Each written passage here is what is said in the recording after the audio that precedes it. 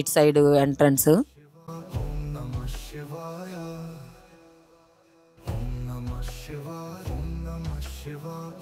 దాని తర్వాత యజుర్వేదం,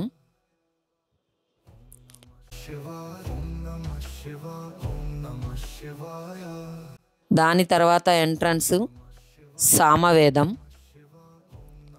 నాలుగో వైపు బ్యాక్ సైడ్ అండి, అది అంత యూజ్ చేయట్లేదు, అది అథర్వణ వేదం.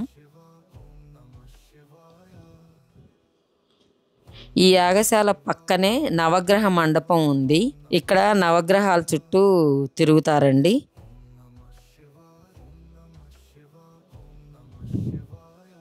నవగ్రహ మండపం లోపల నవగ్రహాలు కొంతమంది మొక్కుకొని ఉంటారు కదా, వాళ్ళు 9 చుట్లు తిరుగుతారు, లేదంటే 3 చుట్లు తిరుగుతారు. అలాగా ఇది మాత్రం శనేశ్వరుడి విగ్రహం.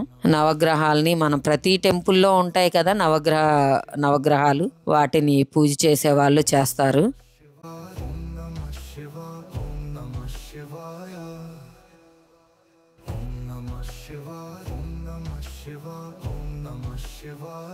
ఆదిత్యాయ చ సోమాయ మంగళాయ బుధాయ చ గురు శుక్ర శనిభ్యచ్చ రాహవే కేతవే నమః అంటూ 9 ప్రదక్షిణాలు చేస్తారు. ఇక్కడ నుంచి మనం బయటికి వస్తే పక్కనే నాగేంద్ర మండపం ఉంది.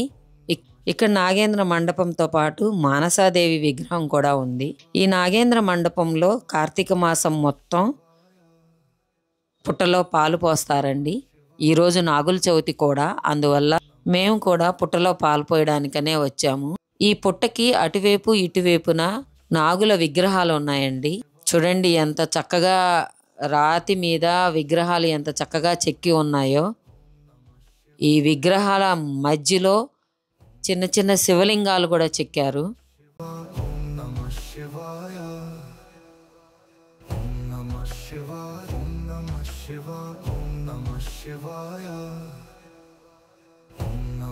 ఇలానే 5 తలల పాము, పాముల విగ్రహాలు వెనక వైపు కూడా ఒక సైడ్ ఉన్నాయి. పుట్ట కూడా చాలా పెద్దగా ఉంది. ఈ పుట్ట దగ్గర నాగుల చవితి కాబట్టి చాలా ప్రసాదాలు, సలివిడి, సద్దలు, మొలకెత్తిన సద్దలు, మళ్ళీనేమో నువ్వు చిమ్మిడి, ఇవన్నీ పెట్టున్నాయి.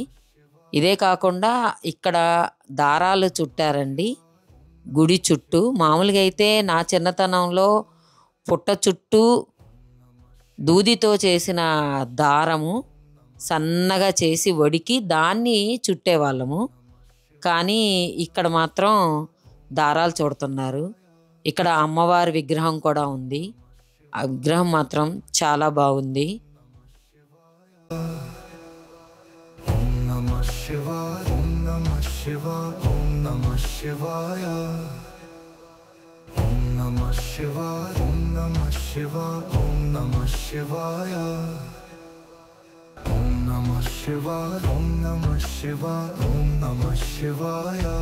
ఇక్కడ మేము కూడా ఈ నాగుల విగ్రహాలకి పూజ చేసి పసుపు కుంకుమ వేసి పిండి దీపాలు, ఉసిరి దీపాలు పెట్టాము.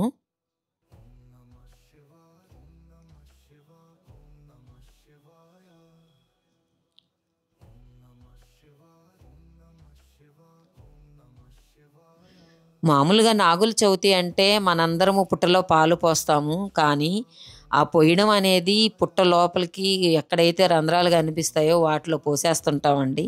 కానీ దానివల్ల పాములకి ఎంతో ఇబ్బంది కలిగించిన వాళ్ళం అవుతాం మనం.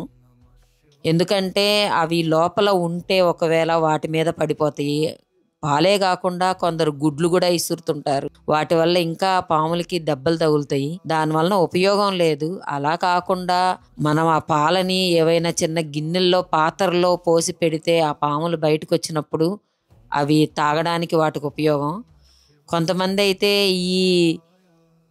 ఈ నాగుల విగ్రహాల మీద కూడా పాలు పోసేస్తున్నారు. ఇది కరెక్ట్ కాదు.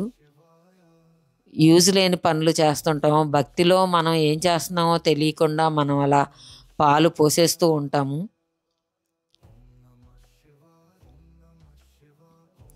కొందరైతే ఇంకొక అడుగు ముందుకేసి పుట్టల దగ్గర బయట చాలాసార్లు పుట్టల దగ్గర టపాకాయలు కాలుస్తుంటారండి. వాటి వల్ల పాములు బయటకు వచ్చేస్తూ కూడా ఉంటాయి. వాటిని ఇబ్బంది పెట్టినట్టు అవుతుంది. మనం అలా కాకుండా ఈ పాలు కానీ గుడ్లు కానీ ఏవైనా సరే ప్రసాదాలు కానీ, ఇప్పుడు ప్రసాదాలు ఎలా అయితే పుట్ట ముందు పెట్టామో అలాగే చిన్న చిన్న గిన్నెల్లో కానీ మనం కొట్టిన కొబ్బరికాయ చిప్పల్లో కానీ పాలు పోయడం వలన అవి బయటకు వచ్చినప్పుడు తాగుతాయి. ఇలా చుట్టిన ఈ దారాలని పుట్ట మట్టిని మనం ప్రసాదంగా తీసుకుంటామండి. ఈ దారాలు కొన్ని ఇంటికి తీసుకెళ్ళి తోరణంలాగా పిల్లలు అందరూ కట్టుకుంటారు. అదొక ఆనవాయితీ. ఈ విధంగా కట్టడం అయితే, గుడి చుట్టూ కూడా దారం చుట్టడం అయితే నేను ఇక్కడే చూశాను. ఎక్కడైనా పుట్టకే చుట్టడం చూశాను చిన్నతనం అంతా. కానీ ఇక్కడ మాత్రం ఈ టెంపుల్తో పాటు దారం చుడుతున్నారు.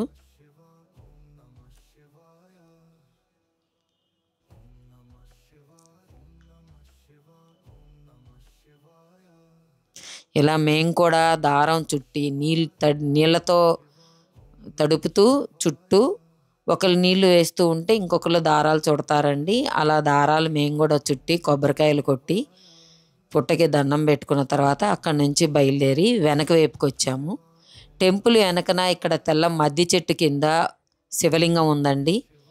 ఈ శివలింగంలో ఒక ప్రత్యేకత ఉంది. శివలింగంలో శివుడి విగ్రహం కూడా చెక్కి ఉన్నారు. చంద్రవంక జటాజుడైన గంగ సమేత శివుడు లింగం చెక్కిబడి ఉంది చూడండి. అలాగే నందీశ్వరుడు కూడా ఉన్నాడు. ఇక్కడ చాలామంది ఆ చెట్టు చుట్టూ తిరుగుతున్నారు. ప్లస్ కార్తీక దీపాలు కూడా వెలిగించారు. మేము కూడా ఇక్కడ కార్తీక దీపాలు వెలిగించి ఇక్కడ నుంచి కిందన ఒక చిన్న వినాయకుడి గుడి ఉంది. వినాయకుడిని కూడా దర్శించుకొని మెయిన్ టెంపుల్లోకి వెళ్ళాము. ఇక్కడ వినాయకుడితో పాటు వినాయకుడి గుడి ముందర మామూలుగా ఆయన వాహనమైన మూషికం కూడా ఉంది. ఇక్కడ చాలామంది ఇది నంది అనుకుంటారు, కాదండి, మూషికం.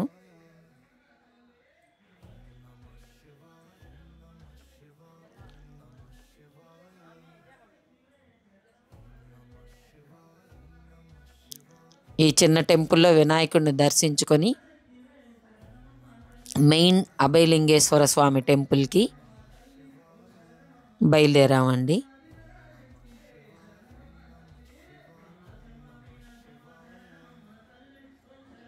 ఓం నమః శివాయ ఓం నమః శివాయ ఓం నమః శివాయ ఓం నమః శివాయ ఓం నమః శివాయ ఓం నమః శివాయ.